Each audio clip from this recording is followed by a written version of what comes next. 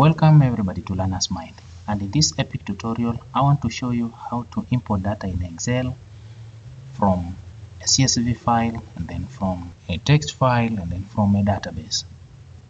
I encourage you to watch this video to the end because I want to assure you that the moment you watch this video, I don't think you will ever need to watch any other video of this kind again. So stay tuned and let's begin. Now, to start with, I have these three files here. On my desktop, I have my shop here, customers, and customers. These three files are of different formats. This one is an Access file, this one is a CSV file, and this one is a Word file. Now, I'll show you just in a couple of minutes how to convert this into a file which can be recognized by Excel. So first of all, let us open Excel. There we go. We're in our Excel file, and this is just a new file. So let us first of all say we are going to import data from the database. So this first sheet, which is sheet 1, I'll rename it to database.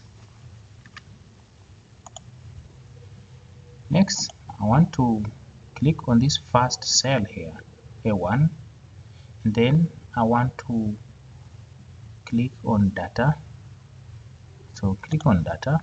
Next, click on external data, and then from access tab here, and then next search for where we have it. For my case, I have it on the desktop. For your case, you may be having it stored somewhere else on your desktop or maybe on your computer. Just look for it. So desktop, and here we have my shop. Click on my shop. For your case, the name, which may vary, and click on open, and now you'll be prompted by this dialog box. So which type would you like to import here? Is it a table or just a pivot table, which is normally a summary of that table with some calculations involved? I just want to import a table, and I want to import it into this cell here, which is A1. This is just a reference of the cell. We use $sign to refer to the reference of the cell. Then I'll click OK. I just want a table, and my database said only one table, and there we go, we have our data there. So if you had several tables, you'll be prompted to get to select the table which you are interested in. But for my case, my database had only this simple table, and there we have our data. Now next, let us import our data from a CSV file. And what you're going to do is, let me just rename this to CSV. Double click on it, then CSV, like that. Now for this case, what we are going to do is get our data again, click on data, click on external data, then we're going to click on text, and now we'll move to desktop again. And as you can see, this is a CSV file, but it's recognized as text. There we go, and then click on that file. Mine is called customers, yours may be a little bit different. Import, and now you'll be prompted to select some of the few things that you need. So we have here option for delimited. Delimited just means that for every column of your data, there is a symbol that denotes the end of that column. So Excel wants to know if your data has any separator between columns. Mine is delimited because actually if you look down here, you're going to see we have commas separating each column. So each line represents a row, and each row has columns separated by commas. So these commas are what we call delimiters. So mine is delimited. Sometimes you may have data with fixed width. For example, if you have figures, maybe all your figures are, let's say, 5 digits long, so you can choose the second one, fixed width. But for mine, now that each column has different width but it's delimited, I choose delimited. Then click on next. Then here you need to choose your delimiter. Mine is a comma, so I'll select comma, and down here you can see how your data will look like once we are done. Now I think that is what we want. That is how it should be. If it's delimited by a space, you can also do that. but mine definitely, as you can see, like this first name has already a space and it's not a different, it's not that we have two columns here. So then click on next, and then you'll be asked here the format. Now Excel has different formats for data. Now I'll just choose general because I have different columns for different things, then I can edit later on. So like just choose general, then you can go ahead and do some more editing later on. Just click on finish, and now it will ask you in which cell, and you'll place it in this reference of the cell A1. That's it, and then it will auto expand to make sure that that data fits to every column where possible. So click on next, and there we have our data in our Excel.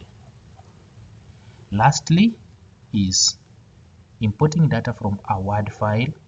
So for that case, if you first of all, let us just create a sheet here and call it from Word. So I want to import data from Word file, and this is a little bit tricky, so pay more attention.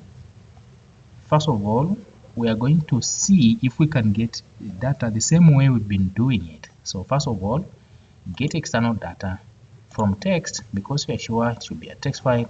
And when we come to our desktop here, we don't see our Word file, so we don't have anything to select here. That's a problem.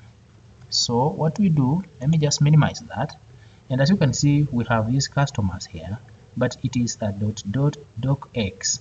If you just right click, look at its properties, you'll find it's .docx, means it is a document file for Word.